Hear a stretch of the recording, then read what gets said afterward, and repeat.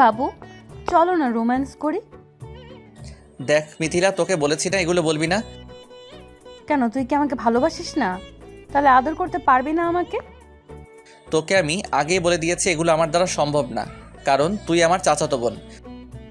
এখন তো কতই হচ্ছে, তাহলে তুই আমাকে কেন ভালোবাসতে পারবি না, কেন আদর করতে পারবি না বল? তোর চিন্তা ভাবনা এতটা বাজে হলো কবে থেকে আমি তো ভাবতে পারতেছি না। তুই আমাকে যা ভাবার ভাবতে পারিস। তুই তো জানিস আমি তোর জন্য কতটা পাগল, তোর প্রতি কতটা দুর্বল। তাহলে তুই আমাকে বারবার কেন এভাবে দূরে সরিয়ে দিস? একটু তো কাছে আসতে পারিস, তাই না? কি সমস্যা বলতো? তুই সব সময় এরকম ভাবে আমাকে নিজের মায়ের আটকানোর চেষ্টা করিস কেন? আর বারবার উল্টাপাল্টা কথা বলতে থাকিস কেন? কি হয়েছে সত্যি করে বলতো? তুই কি বলিস? আমি তোকে মায়া আটকানোর চেষ্টা করব কেন? আমি তোকে ভালোবাসি, আর তুই খুব ভালো করে জানিস আমরা দুজন দুজনকে কতটা ভালোভাবে চিনি জানি। তাছাড়া তোকে আমি ভালো না বাসলে কাকে বাসবো বল? আমি খুব ভালো করে জানি তুই আমাকে মায়ায় আটকানোর চেষ্টা করিস, আর তুই আমাকে ভালোবাসিস না। এটা তোর আবেগ।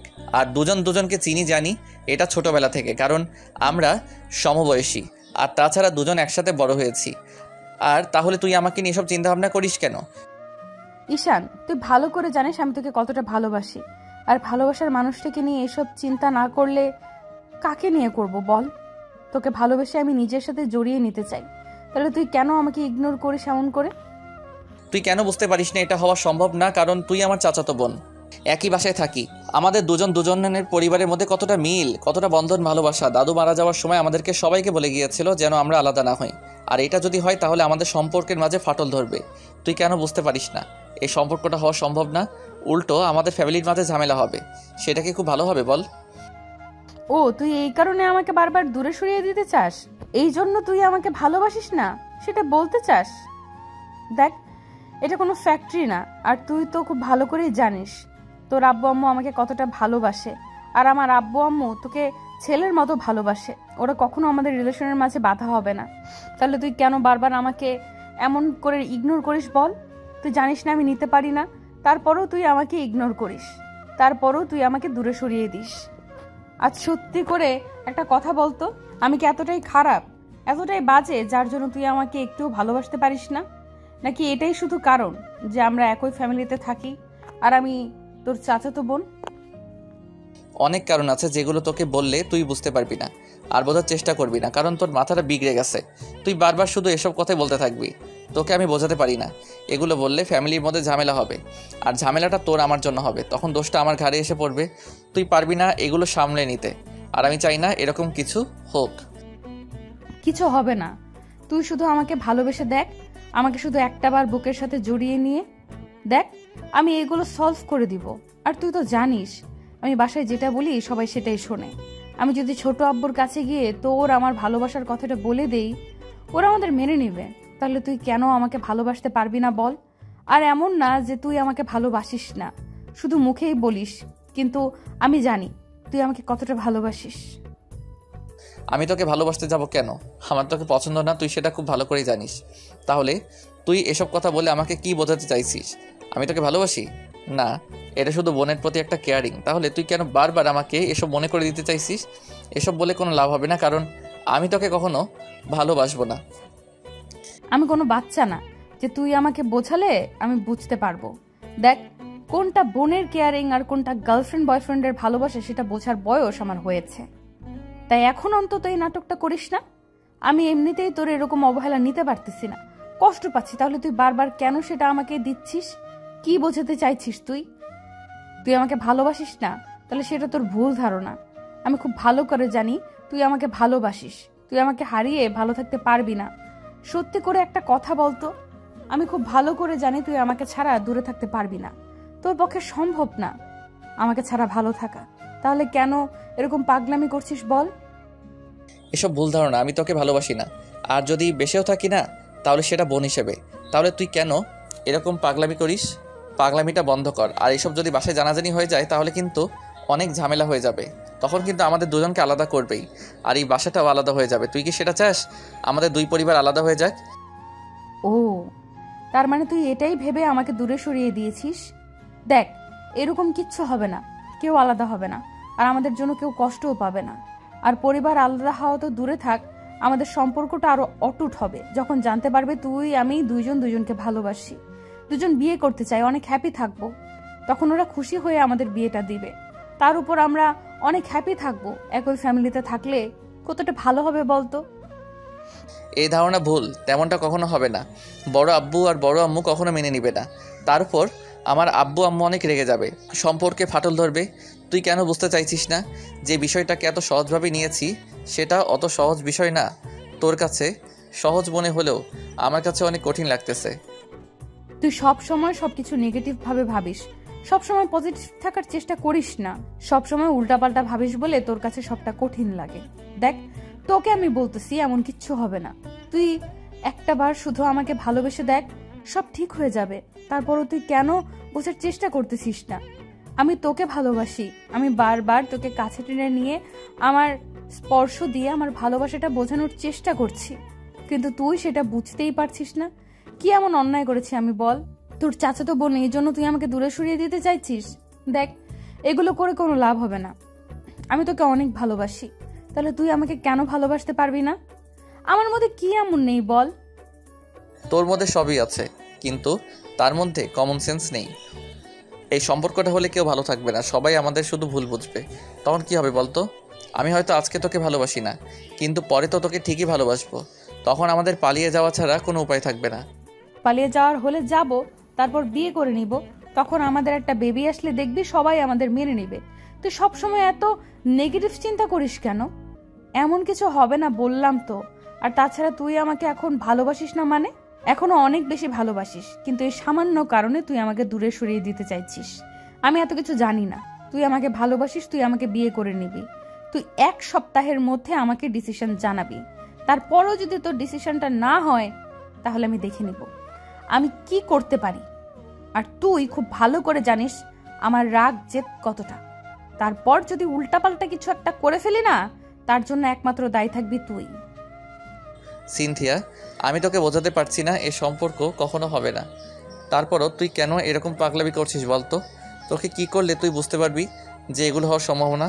তারপরে তুই খালি এরকম পাগলামি করতে থাকিস। কি সমস্যা কি তোর বলতো?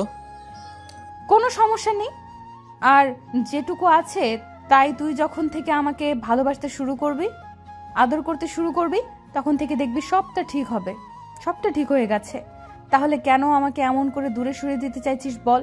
তোকে আমি বলতেছি যে আমি তোকে ভালোবাসি, বিয়ে করতে চাই।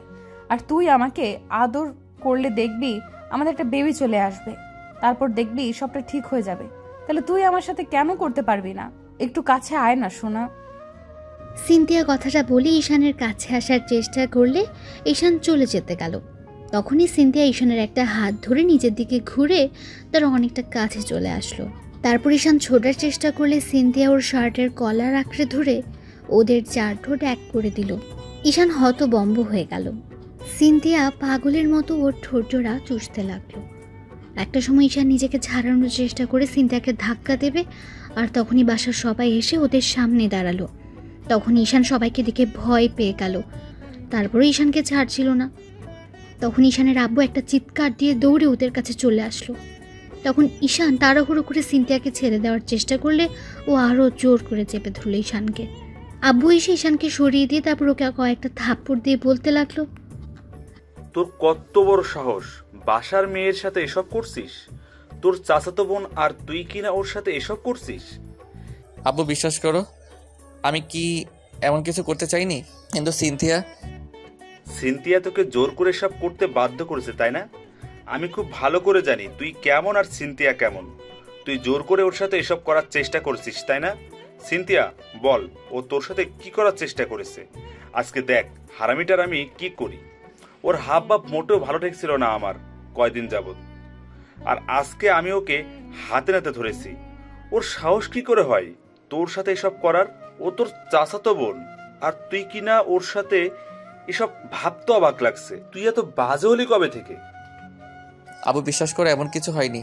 সিনথিয়া, তুই আব্বুকে বলিস না কেন? আমি এই জন্য বারবার বলেছিলাম আমি সম্পর্কে জড়াতে পারবো না। তারপর তুই আমাকে জোর করেছিস এসব করার জন্য। এখন দেখ, সবাই আমাকে ভুল বুঝছে। তোকে আমি কি করলে বোঝাতে পারবো যে এগুলো করলে সবাই আমাকে ভুল বুঝবে? আর তুই কিনা সেটাই করলি। দেখ এখন আমাকে সবাই ভুল বুঝছে, এটাই তো চেয়েছিলি তুই, তাই না? একদম চুপ, ওকে একটুও শাসাবি না। আমি খুব ভালো করেই বুঝতে পারছি তুই যে অসুখ করে ওর সাথে এসব করার চেষ্টা করেছিস। সিনথিয়া, তুই বল কি হয়েছে? আজকে ওকে আমি মেরেই ফেলবো। ওর সাহস কি করে হয় নিজের চাচাতো বোনের সাথে এসব করার? এসব বাইরে জানাজানি হয়ে গেলে কি একটা কেলেঙ্কারি হবে।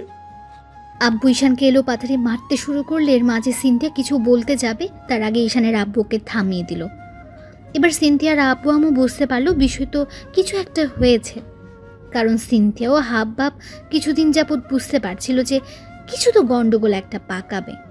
এবার সিনথিয়ার আব্বু এসে ঈশানের আব্বুকে আটকে দিয়ে বলতে লাগলো, ভাই তুই থাম, দেখ আমি ওকে জিজ্ঞেস করছি কি হয়েছে। ঈশান কি হয়েছে আমাকে বল। আর সিনথিয়া, তুই কি করেছিস ওর সাথে, নাকি ও তোকে জোর করেছে? আজকে আমাকে বলবি। যদি না বলতে পারিস তাহলে কিন্তু আমার থেকে খারাপ আর কেউ হবে না। বড় আব্বু বিশ্বাস করো, আমি এমন কিছু করিনি। তোমার মেয়ে উল্টো আমার সাথে এসব করার জন্য জোর করেছে। ও নাকি আমাকে ভালোবাসে। আমি ওকে বারবার বলেছিলাম এই সম্পর্ক হওয়া সম্ভব না, তাতে আমাদের পরিবারের সম্পর্কটা নষ্ট হয়ে যাবে, কিন্তু তোমার মেয়ে আমার কথা শুনবে না। বারবার শুধু আমাকে এসব করার জন্য জোর করছিল। তারপর যখন আমি চলে যাচ্ছিলাম তখনও জোর করে। ঈশান কথাগুলো শেষ করতে পারলো না, তার আগে আব্বু ঠাস করে ওর গালে একটা থাপ্পড় মেরে দিল।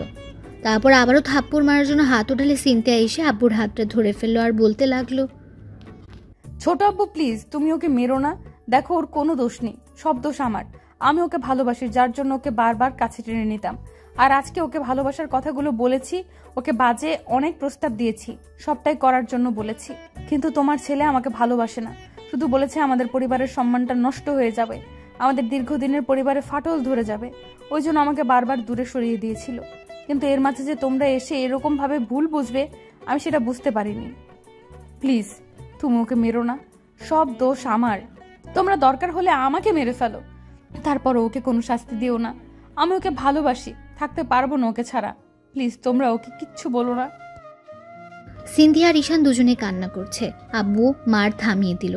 এবার ঈশান কান্না করতে করতে আব্বুর পায়ের কাছে বসে পড়লো আর সিনথিয়া ওর আব্বু আম্মুকে বারবার বলতে লাগলো, আব্বু আম্মু ঈশানকে অনেক ভালোবাসি। আব্বু আম্মু আমি ঈশানকে অনেক ভালোবাসি, ওকে ছাড়া থাকতে পারবো না। ও আমাকে বোঝার চেষ্টা করে না। ওকে আমি যতবার বোঝানোর চেষ্টা করছি আমি ওকে ভালোবাসি, কিন্তু ও আমার কথাই বুঝতে পারছে না। প্লিজ তোমরা বলো না ওকে আমার সাথে বিয়ে দিবে। আমি না ওকে ছাড়া থাকতে পারবো না। ওকে ছোটবেলা থেকে ভালোবাসি, কিন্তু সেটা বুঝতে পারছিলাম না। ও আমাকে ভালোবাসি, কিন্তু তোমাদের কথা ভেবে, আমাদের সম্মানের কথা ভেবে, পরিবারের সম্পর্ক নষ্ট হবে ভেবেও আমাকে ভালোবাসে সেটা প্রকাশ করবে না। দেখো আমাকে অন্য কোথাও বিয়ে দিলে না ও ভালো থাকতে পারবে না, আমি ভালো থাকতে পারবো না। আর আমাদের কষ্ট দেখে তোমরা কি ভালো থাকতে পারবে বলো? প্লিজ আমাদের এভাবে আলাদা করে দিও না। ঈশানের আব্বু বেশ কিছুক্ষণ চুপ করে রইল। তখন সিনথিয়ার আব্বু এগিয়ে এসে ঈশানকে উঠিয়ে তারপর ওর মুখের পাশে হাত রেখে বলতে লাগলো, ভালো রাখতে পারবি আমার মেয়েটাকে? সব সময় সুখে রাখতে পারবি তো? কখনো কষ্ট দিবি না তো আমার মেয়েটাকে? আব্বু তুমি কি বলতেছো এগুলো? দেখো আব্বু কখনো এগুলো মেনে নিবে না। তুই হয়তো আমাকে কষ্ট না দেওয়ার জন্য এমনটা বলতেছো। দেখো এই সম্পর্ক হয় না, আমি খুব ভালো করে জানি। আমি তোর আব্বুর বড় না? আমি যেটা বলবো সেটাই হবে। তোর আব্বু তো সম্মানের কথা ভেবে এমনটা করেছে, কিন্তু তোরা দুজন দুজনকে ভালোবাসিস, সেটাই অনেক। তাই আমি বলতেছি এ সম্পর্ক হবে। আর আমি বিয়েটা এখানেই ফাইনাল করব। তুই বল এখন তুই ওকে ভালোবাসিস কিনা, বিয়ে করতে পারবি কিনা? যদি সুখে রাখতে পারিস তাহলে বল, আমরা তোদের বিয়ে দিব। হ্যাঁ বাসি, কিন্তু তোমাদের ভয় আমি বলতে পারছিলাম না। আর আমি এমন কিছু করিনি, জানো তো। আমার তোর উপর সেটুকু বিশ্বাস আছে। আমার মেয়েটাকে যতটুকু বিশ্বাস না করি তার থেকে দ্বিগুণ বিশ্বাস আমি তোকে করি। আব্বুর কথাতে সিনথিয়া দৌড়ে এসে ঈশানকে জড়িয়ে ধরলো। তখন ঈশান সিনথিয়ার আব্বুর দিকে তাকাতে আব্বু ইশারে ওকে শান্ত করতে বলল। তখন ঈশান ওকে আলতো করে জড়িয়ে ধরলো।